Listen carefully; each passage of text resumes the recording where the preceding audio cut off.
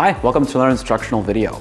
Today we're going to show you how to assemble your 2x2 Astra Tabletop Kit. It is a tool-free, very simple process, so let's get started. So first things first, lay out all the individual components on a clean flat surface, such as the table that you intend to display it on, and go ahead and start piecing together your frame. The individual pieces are conveniently labeled to guide you through the assembly process, so identify the bottom portion and line up the symbols and start making your connections.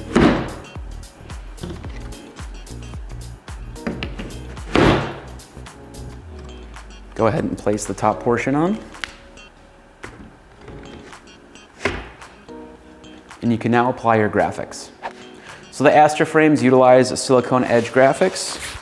So much like our other products, you start in one corner by folding that silicone edge into the channel.